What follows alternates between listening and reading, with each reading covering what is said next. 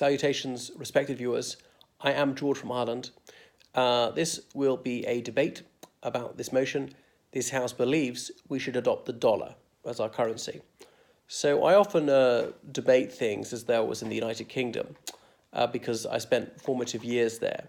But this debate is more broadly from a European perspective, particularly from a Eurozone perspective, because I hail from an EU member state. Well, we'll still be an EU member state after Brexit, unlike the UK. I come from the Republic of Ireland, Eurozone country. This is not a topic which is very often mooted, but here we go. Madam President, ladies and gentlemen of the House, we believe that we ought to adopt the we ought to adopt the US dollar as our currency here in the Eurozone instead of the euro for many reasons. Primarily because the dollar is the world currency. Way back in, well, even the 50s, people put forward this notion that there ought to be a European currency. They talk about ECU, European Currency Unit, and all the rest of it. The European Economic Community was founded, which metamorphosed into the European Community, lastly the European Union. The euro was then launched as a hypothetical currency in 1999, trading, but it wasn't a physical currency till New Year's Day 2002. So here we have it. But if we really wanted a major currency, the blindingly obvious thing to do would be just to adopt the US dollar, with or without Washington's agreement. Countries have done it unilaterally. We don't need their permission, just say, we're using it. What can they do? They can't stop us doing it. We've already got dollars here. Look at the UK, which is not part of the Eurozone. In some shops and major hotels, they will take dollars as well as euros. They used to take yen.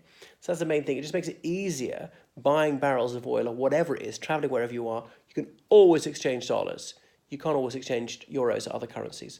So certainly it's stable. There's not been much fluctuation in the value of the dollar for centuries. Obviously there's been a little, and sometimes that's right, but it is hard currency. It is trusted, it's solid, it's acceptable everywhere. So that would have been a much more orthodox thing to do than to launch one's own currency, and our own currency is not much good.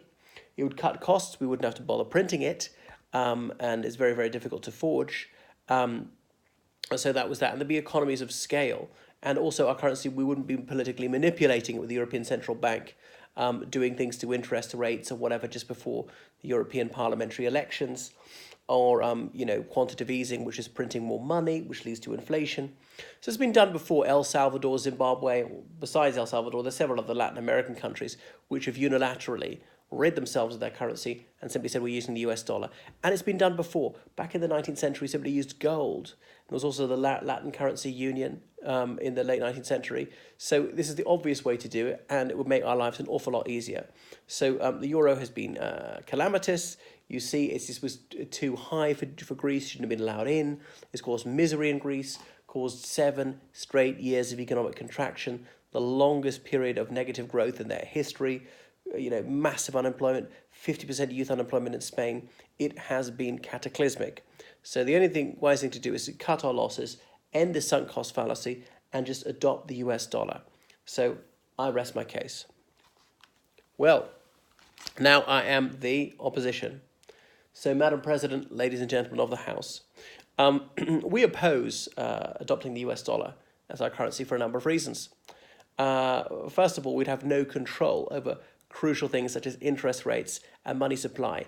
And you claim the European Central Bank manipulates these for political reasons. Nothing could be further from the truth. It insulates itself from political pressures and does things solely looking at the long-term economic health of the European Union as a whole, not simply one member state.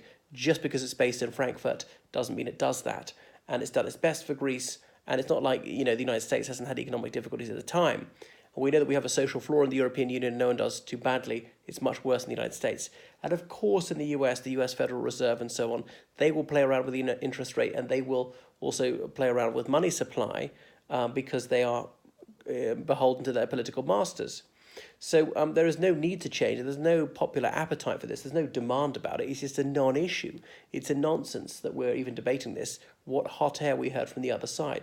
Zimbabwe, it would be like Zimbabwe when they had hyperinflation. They had telephone number prices for bread. Just how many zeros is that on the end of things? That is preposterous, the comparison. No, we're going to do that.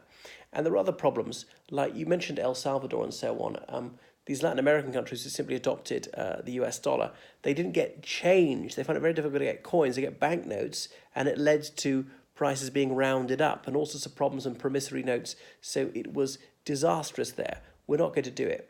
It's one of the strongest symbols of statehood one can have, which is a currency, which is why some EU member states, such as the United Kingdom, Sweden, Denmark, and so forth, have not renounced their currencies and come into the Eurozone. So, and the US dollar is not always stable, despite what they said. They had terrible inflation in the 70s. And even though it's fairly stable now, that could change very rapidly. The US government could change the value of the dollar or change their interest rates, which would have a very deleterious impact on us, and we have no say in that. So we're going to stick with using the euro.